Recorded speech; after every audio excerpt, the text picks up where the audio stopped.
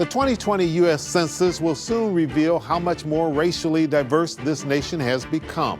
The fastest growing ethnic minority in the U.S. are Asian Americans.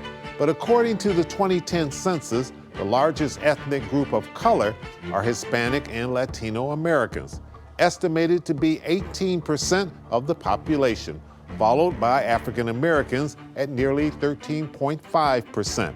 Some experts have coined it the diversity explosion. So today, on our Inside Michigan's African American Vote series, we shine our spotlight on Hispanic Heritage Month and the fast-growing ethnic group that is increasingly playing a powerful role in American business, politics, and culture, and what impact all of that may have in election year 2020. Our guests, Frank Venegas, Chairman and CEO, Ideal Group; Jane Garcia, social activist and entrepreneur; Cindy Gamboa, Community and Advocacy Director, Detroit Hispanic Development Corporation; Guadalupe Lara, volunteer, LaSed; Ava Garza DeWalsh, President and CEO, Serra Metro Detroit; Dr. Felipe Lopez Sestada, Executive Director, Hispanic Latino Commission of Michigan, based in Lansing; and later, Dr. Jorge Chinea, History Professor and Director of the Center for Latino, Latina, and Latin American Studies. I'm Chuck Stokes. Join us for an interesting conversation. Dr. Felipe Lopez Sestada, I'm going to begin with you since you get to worry about the entire state from your perch there in Lansing. Many years ago, Dr. Carter G. Woodson, famous African-American historian, said this: "Those who have no record of what their forebears have accomplished lose the inspiration which comes from the teaching of biography and history." He was talking about African-American history at that point, but that can easily be translated, and he could have very well been talking about our Hispanic, Latino heritage as well, especially during this very important month, correct? That is correct, Chuck. I mean, our history is so important, our ancestors, understanding what they went through when they were colonized to where we are now. It's so important for us to continue to move forward. Mm-hmm. In a nutshell, we know that the numbers are growing almost astronomically. Give us a quick picture of the Hispanic Latino population in the state of Michigan. When you think of the immigrant community, the Central American community, Grand Rapids is a huge hub for them, but also in the west side of Michigan, and migrant workers that are continuing to come and settle here. So yes, we are seeing it all across the state. Our community tends to have a lot of children, and so that you see it when you look at the numbers. You look at a lot of we have such a large community, and so we're gonna be very important in future elections and elections now. But yes, absolutely. This is a huge year in terms of the 2020 census. What do you think we're going to see when all is said and counted? The efforts that have been put out by Detroit, the mayor, and the county.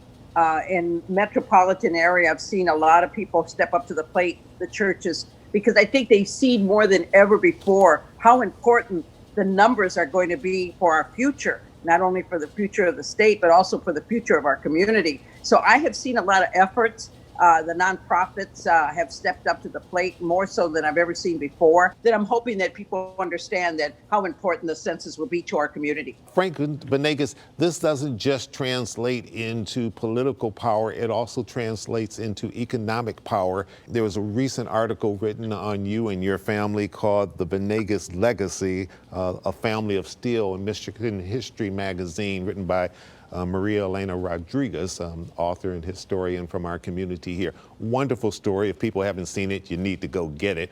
It tells you all about a young man who won a lottery ticket, and the rest was history. Frank Venegas, how have you been so successful, and how are you trying to translate that success throughout the community? The success part is from being a good person.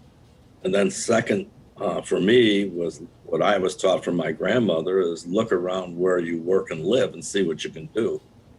I've always found out in business from when I first started the business 41 years ago, If you have money, it's kind of like in politics, it's the milk of what needs to get done. And we've done rather well here, but people not only in our community, but throughout Detroit know that the Venegas family is very concerned on what goes on and what happens. But just like when in business, we chase and we invent, we go after perfection. Our idea is that our neighborhood's going to be perfect. It's going to be somewhere where we would want to raise our kids, where we want to go to school. And that's where we go. Are young people going to be engaged in this 2020 election? Chuck, you better believe it. We have an amazing plan. We are really trying to get our youth engaged in any kind of civic engagement opportunity this year. We know, like you mentioned, 2020 is a really important year for civic engagement. So we had the census and we had some of our youth out there talking to their friends and family about the census. Our youth are stepping up to the plate. They're looking for opportunities to make changes in their community that are really going to impact their life. So that we're making sure that we elevate their voices, because their voices in this election is just as important as anybody else's. And honestly, when we start to think about what's going to get people out to the polls, it's that trusted messenger. And who better than a young person to tell the adults and anybody else that's eligible to vote to go vote, because their lives are dependent on that. What are you hearing from seniors? What are they saying to you that they need most right now?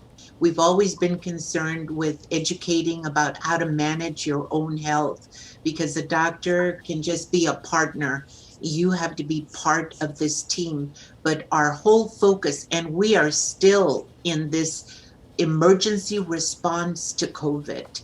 Our community, as of last week, we had a report that shows that Southwest, the three largest Hispanic zip codes, have the highest rate of COVID per population and the lowest rate of testing. We will be having our third mobile and drive-through testing in the parking lot of Lacette Senior Wellness, and we expect a turnout. There's nothing better for celebrating Hispanic Heritage Month than to do something in our community that makes a difference. But our entire focus is on wellness around this COVID that is not going away anytime soon. Sure. Ava, connect the dots for me in terms of workforce development, which you worry about every day, education, and politics, and you're involved in all three of them. Yes. Yes. As a thank candidate you. for Wayne State Board of Governors, right? Yes, thank you. Thank you for mentioning that. Yes, I first of all, let me just say that I've been with Sarah Metro, we're a workforce development organization, for 35 years. And we've always known that people that are in the lower income, entry level positions are essential workers. And this pandemic, this environment, has proven just how significant and how important their work is. We're working with youth, we're working with returning citizens, we're working with people who have just recently been laid off, and also those who have been long-term unemployed. And yet, we just graduated 30 youth from our Youth Build Construction program, and who are going into apprenticeship and who have gone to jobs and are going to college. There are so many second and third generation Hispanics that have been here in the United States, just like myself, that are now engineers and lawyers and business people. And now, instead of just being in pockets, we're everywhere. And that's pretty incredible. But one thing that we need to keep concentrated on our communities, and what we did here at Ideal: church, police, community, gangs, and school. When we put all five together, the communities start to help and help ourselves. Thank you. Jane Garcia, you have deep Republican roots. What are you telling everybody in this very partisan year? What are your thoughts? I think it's, and I'm still Republican, whether you want to support this president or not. I think the issue is very clear to me more than anything else, is that we work together, and I have a long history of working and supporting all my Democratic friends, that we work together to make sure that that we at least get people to get out there and register to vote, to educate them how hard it was to get to vote. You know, African Americans, Hispanics, you know, long history of not allowing them to vote, whether they were redistricted out or whether they were taken out by having a poll tax. I think just so important to educate our young people, and I think these young people actually get it. But I think that you know, we continue to tell them that every single vote will count, no matter what party you're in. I'm a first generation immigrant that came from Mexico, and so we were migrant workers, and so this governor put out an executive order, right, to protect our workers that are out there that are often, you know, taken advantage. But you see that in all communities, like Eva alluded to that, and that is something that I know I want our community to keep that in mind when we're voting, to that it, you know, lights something up in our belly that we should vote. We have an obligation. I think our youth right now are ready. I think our adults are ready. I think a lot of the Latinos that I'm running across, they're ready for a change. They're ready for more justice to be served to our communities, because yes, a lot of times our Latino communities are, you know, kind of being attacked on different fronts, whether that be immigration, whether that be economics, whether that be different things, right? So there's a lot of people that are looking at this opportunity for voting. And, you know, this season, we're launching the Mi Gente Vota campaign, which means that we're trying to get more Latinos registered to vote. And then we're also trying to get people to vote absentee as soon as possible. We tend to wait to the last minute, but not this year. It's too important. There's a lot of lives on the line, and we need to get our people activated. So if you want to get people registered to vote, we did like a small bit.ly link, bit.ly/MI Gente, GENTE, Vota, VOTA. So thank you. All right. Ava, I mentioned to Jane earlier about her deep Republican roots. You have deep Democratic roots. So with equal time here.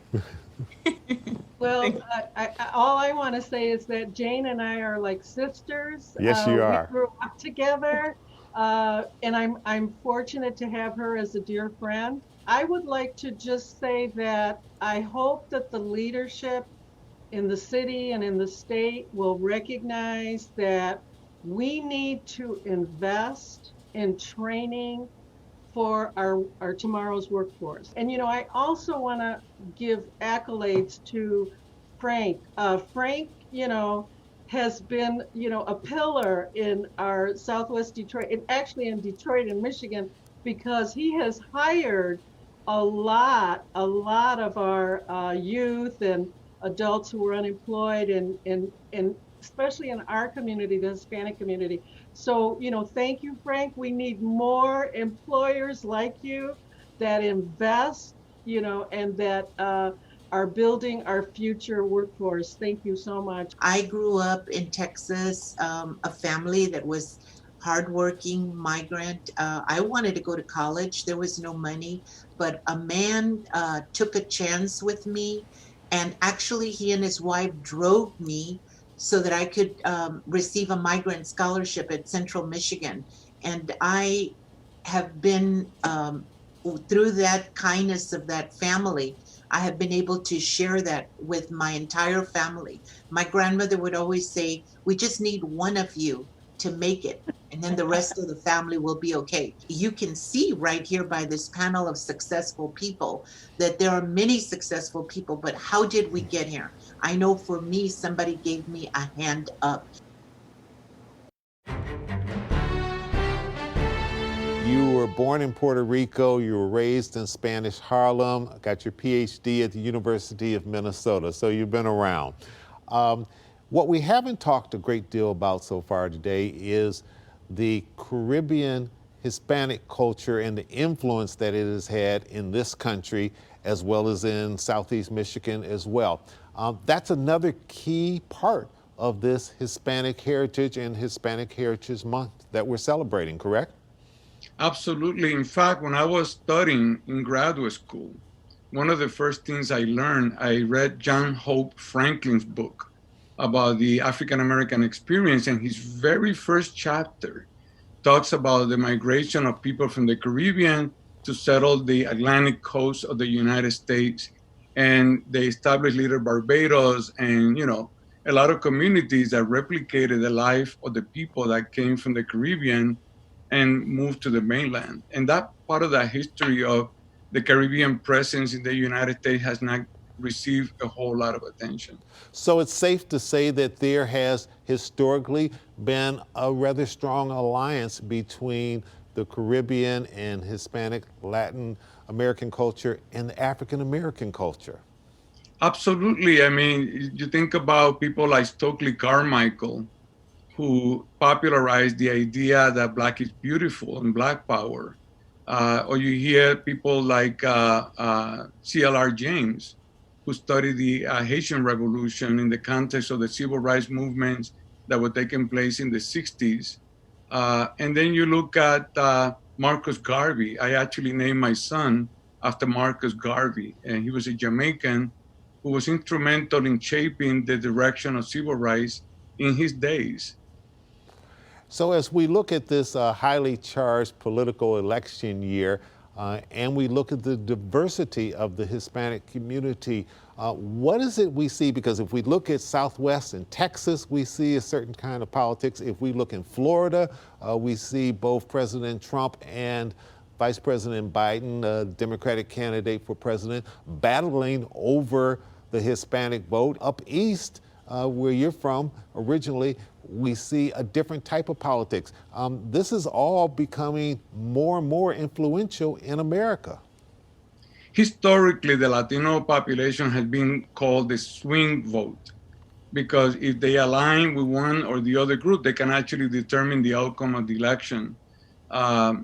With the Latino population, what's interesting now is that it continues to grow. It's a very young population. And it's also the numbers of people who are getting high school and college degrees is also increasing. So the more educated the people get, the more socially and politically conscious they become, and the more interested they become in participating.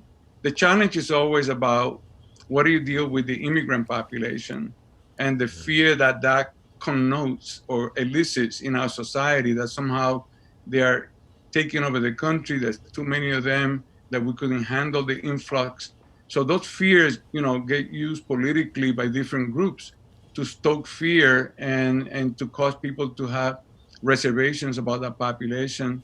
Our young people at Wayne State University that are taking your Latin American Studies courses, and you're talking to them about their future, depending on whatever profession they want to go in.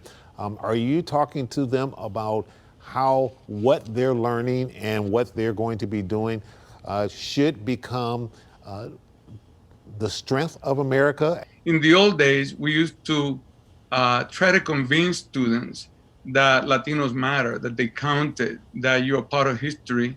Nowadays, we're talking about preparing students for careers that we know are going to be there for them, and that inevitably they are going to be filling those positions. And so the climate is different now. We know that they're here, we know that they're going to be participating, and we know that they are actually participating right now.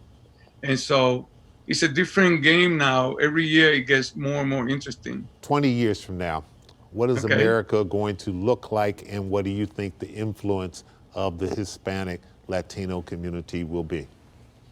That's kind of hard to say. That's a really, really, really good scenario.